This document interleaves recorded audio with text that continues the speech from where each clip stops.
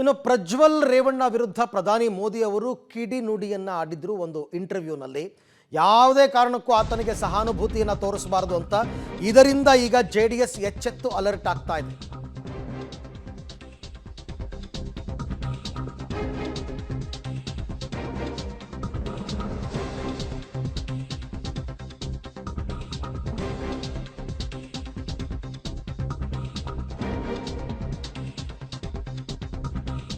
ಮೋದಿ ಕ್ರಮದ ಎಚ್ಚರಿಕೆ ಬೆನ್ನಲ್ಲೇ ಈಗ ಜೆಡಿಎಸ್ ಅಲರ್ಟ್ ಆಗಿದೆ. ಪ್ರಜ್ವಲ್ ವಿರುದ್ಧ ಉಚ್ಚಾಟನೆಯ ಅಸ್ತ್ರವನ್ನು ಪ್ರಯೋಗ ಮಾಡುತ್ತಾ ಜೆಡಿಎಸ್ ಅಂತ.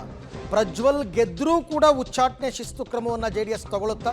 ಈಗಾಗಲೇ ಪ್ರಕರಣದಿಂದ ದೊಡ್ಡ ಮುಜುಗರಕ್ಕೆ ಒಳಗಾಗಿದೆ ಬಿಜೆಪಿ ಮತ್ತು ಜೆಡಿಎಸ್, ಪರ್ಟಿಕ್ಯುಲರ್ಲಿ ಜೆಡಿಎಸ್.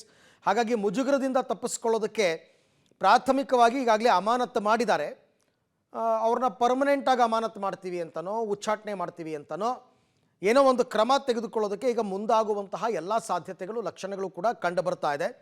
ಬಟ್ ಒಂದು ವಿಚಾರ, ನೀವು ಉಚ್ಚಾಟನೆ ಮಾಡಿದ್ರೂ ಕೂಡ ಒಂದು ವೇಳೆ ಪ್ರಜ್ವಲ್ ರೇವಣ್ಣ ಗೆದ್ದರೆ ಉಚ್ಚಾಟನೆ ಮಾಡಿದ್ರೂ ಕೂಡ ಆತನ ಸಂಸದ ಸ್ಥಾನಕ್ಕೇನೋ ಇದಾಗಲ್ಲ, ತೊಂದರೆ ಬರಲ್ಲ. ಪಕ್ಷದಿಂದ ತೆಗೆದಾಕ್ತೀರ. ಆತ ಜೆಡಿಎಸ್ ಸಂಸದ ಅಲ್ಲ ಅಂತಾಗುತ್ತಷ್ಟೇ. ಆತ ಸಂಸದ ಸ್ಥಾನವನ್ನು ಕಳ್ಕೋಬೇಕು ಅಂತಂದರೆ ಅದು ಸ್ಪೀಕರ್ ಅವ್ರು ತಗೋಬೇಕಾಗಿರೋ ತೀರ್ಮಾನ. ಜೆಡಿಎಸ್ ಪಕ್ಷ ತಗೊಳಕ್ಕೆ ಬರಲ್ಲ ತೀರ್ಮಾನವನ್ನು. ಆದರೆ ನಾವಂತೂ ಉಚ್ಚಾಟನೆ ಮಾಡಿದ್ದೀವಪ್ಪ, ಈಗ ಸದ್ಯಕ್ಕೆ ಅಮಾನತು ಮಾಡಿದ್ದೀವಿ, ಸ್ವಲ್ಪ ಕಡಿಮೆ ಪ್ರಮಾಣದ ಶಿಕ್ಷೆ, ಉಚ್ಚಾಟನೆ ಮಾಡ್ತೀವಿ, ಅದು ಗರಿಷ್ಠ ಪ್ರಮಾಣದ ಶಿಕ್ಷೆ. ಇನ್ನು ಮುಂದೆ ಪ್ರಜ್ವಲ್ ರೇವಣ್ಣಗೂ ಜೆಡಿಎಸ್ಗೂ ಯಾವುದೇ ಸಂಬಂಧ ಇಲ್ಲ.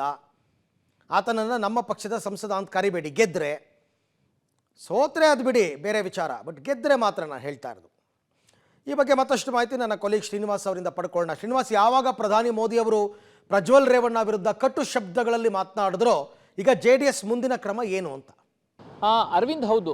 ಮೋದಿಯವರು ನಿನ್ನೆ ಯಾವಾಗ ಪ್ರಜ್ವಲ್ ರೇವಣ್ಣ ಅವರ ವಿರುದ್ಧ ಅಥವಾ ಅವರ ವಿರುದ್ಧ ಕ್ರಮದ ಬಗ್ಗೆ ಮಾತನಾಡಿದ್ರು, ಜೆಡಿಎಸ್ಗೂ ಕೂಡ ಎಲ್ಲೋ ಒಂದ್ ಕಡೆ ಅನಿವಾರ್ಯತೆ ಅಂತ ಅನಿಸುತ್ತೆ. ಯಾಕಂದ್ರೆ ಇಷ್ಟು ದೊಡ್ಡ ಮಟ್ಟದಲ್ಲಿ ದೇಶಾದ್ಯಂತ, ಒಂದರ್ಥದಲ್ಲಿ ವಿಶ್ವಾದ್ಯಂತ ಈ ಸುದ್ದಿಯನ್ನು ಪ್ರಸಾರ ಮಾಡೋದು ಸಹಜವಾಗಿ ಬಿಜೆಪಿಗೆ ಒಂದಿಷ್ಟು ಮುಜುಗರವನ್ನು ತಂದಿದೆ. ಹಾಗಾಗಿ ನಿನ್ನೆ ಪ್ರಧಾನಮಂತ್ರಿಗಳು ಕೂಡ ಕಠಿಣವಾದಂತಹ ಶಿಕ್ಷೆ ಆಗಬೇಕು ಅನ್ನುವಂಥ ಮಾತುಗಳನ್ನು ಹೇಳಿದ್ರು. ಹಾಗಾಗಿ ಇಲ್ಲಿ ಕರ್ನಾಟಕ ಮಟ್ಟದಲ್ಲಿ ಹೇಳೋದಾದ್ರೆ ಮೈತ್ರಿ ಮುಂದುವರಿಬೇಕಾದ್ರೆ ಅನಿವಾರ್ಯವಾಗಿ ರೇವಣ್ಣ ಅವರ ವಿರುದ್ಧ, ಪ್ರಜ್ವಲ್ ರೇವಣ್ಣ ಅವರ ವಿರುದ್ಧ ಕಠಿಣ ಕ್ರಮಗಳನ್ನು ತೆಗೆದುಕೊಳ್ಬೇಕು.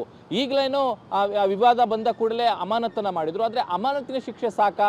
ಮೋದಿಯವರ ಹೇಳಿರುವಂತಹ ಕಠಿಣ ಕ್ರಮಕ್ಕೂ ಅಮಾನತಿಗೂ ಸಾಮ್ಯತೆ ಇರುತ್ತಾ ಅನ್ನುವಂಥದ್ದು ನೋಡಿದ್ರೆ ಇಲ್ಲ. ಹಾಗಾಗಿನೇ ಉಚ್ಚಾಟನೆಯನ್ನು ಮಾಡಬೇಕು ಅನ್ನುವಂಥ ಒತ್ತಡ ಕೂಡ ಜೆಡಿಎಸ್ ವಲಯದಲ್ಲಿ ಕೇಳಿ ಬರ್ತಿದೆ. ಒಂದ್ ವೇಳೆ ಏನಾದರೂ ಹಾಸನದಲ್ಲಿ ಪ್ರಜ್ವಲ್ ರೇವಣ್ಣ ಅವರು ಗೆದ್ರೆ ಅದನ್ನು ಕೂಡ ಅವರಿಂದ ರಿಸೈನ್ ಮಾಡಿಸುವಂಥದ್ದು ಅಥವಾ ಏನೋ ಮಾಡಬೇಕು ಅನ್ನುವಂಥ ಲೆಕ್ಕಾಚಾರಗಳು ಆಗ್ತಿದ್ದಾವೆ. ಆದರೆ ದೊಡ್ಡ ಮಟ್ಟದಲ್ಲಿ ಕೇಳಿ ಬರ್ತಿರುವಂಥದ್ದು, ಉಚ್ಚಾಟನೆ ಮಾಡಿದ್ರೆ ಒಂದಿಷ್ಟು ಉಸಿರಾಡಬಹುದು ಜೆಡಿಎಸ್. ಬಿಜೆಪಿಗೆ ಹೇಳ್ಬೋದು, ನಾವು ಈ ರೀತಿಯಾಗಿ ಆರೋಪ ಬಂದಿತ್ತು ಅಥವಾ ತನಿಖೆ ನಡೀತಾ ಇದೆ, ಹೀಗಾಗಿ ಅವರನ್ನ ಪಕ್ಷದಿಂದ ಉಚ್ಚಾಟನೆ ಮಾಡಿದ್ದೀವಿ, ಸೊ ಇದೆಲ್ಲವನ್ನು ಕೂಡ ಹೇಳ್ಬೋದು. ಹಾಗಾಗಿ ಮೈತ್ರಿ ಮುಂದುವರಿಸುವಂತ ವಿಚಾರವಾಗಿ ಮತ್ತೆ ಬಿಜೆಪಿ ಜೊತೆ ಅನ್ಯೋನ್ಯತೆ ಮತ್ತೆ ಬಿಜೆಪಿಗೆ ಮುಜುಗರ ಆಗಬಾರ್ದು ಅನ್ನುವಂಥ ನಿಟ್ಟಿನಲ್ಲಿ ಉಚ್ಚಾಟನೆ ಮಾಡಬೇಕು ಅನ್ನುವಂಥ ಒತ್ತಡಗಳು ಜೆಡಿಎಸ್ ವಲಯದಲ್ಲಿ ಕೇಳಿ ಬರ್ತಿದೆ. ಅಂತಿಮವಾಗಿ ಈ ಕಾಲನ್ನ ತೆಗೆದುಕೊಳ್ಳುವಂಥದ್ದು ದೇವೇಗೌಡರು. ಯಾವ ನಿಲುವನ್ನು ತೆಗೆದುಕೊಳ್ತಾರೆ ಅನ್ನುವಂಥದ್ದನ್ನ ಕಾದು ನೋಡಬೇಕಾಗುತ್ತೆ. ಅರವಿಂದ್, ಪ್ರಜ್ವಲ್ ಪೆನ್ ಡ್ರೈವ್ ಪ್ರಕರಣಕ್ಕೆ ಈಗ ಬಿಜೆಪಿ ಹೈಕಮಾಂಡ್ ಮತ್ತೊಂದು ಟ್ವಿಸ್ಟ್ ಕೊಟ್ಟಿದೆ. ಒಕ್ಕಲಿಗ ಪಾರುಪತ್ಯ ಅಥವಾ ಒಕ್ಕಲಿಗ ಸಮುದಾಯದ ನಾಯಕತ್ವವನ್ನು ದಕ್ಕಿಸಿಕೊಳ್ಳೋದೇ ಪ್ರಕರಣದ ಹಿಂದಿನ ಸಂಚು. ಅಂದರೆ ನೇರವಾಗಿ ಡಿ.ಕೆ. ಶಿವಕುಮಾರ್ನೇ ಟಾರ್ಗೆಟ್ ಮಾಡಿ ಮಾತಾಡಿದ್ದಾರೆ.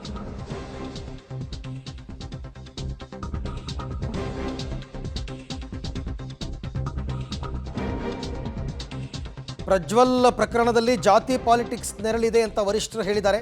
ಒಕ್ಕಲಿಗ ಸಮುದಾಯ ನಾಯಕತ್ವವನ್ನು ದಕ್ಕಿಸಿಕೊಳ್ಳೋದೇ ಪ್ರಕರಣದ ಹಿಂದಿನ ಸಂಚು. ಹಾಗಂತ ಕಾಂಗ್ರೆಸ್ ವಿರುದ್ಧ ಮೋದಿ ಮತ್ತು ಅಮಿತ್ ಶಾ ಜಂಟಿ ಅಟ್ಯಾಕ್ ಮಾಡಿದ್ದಾರೆ.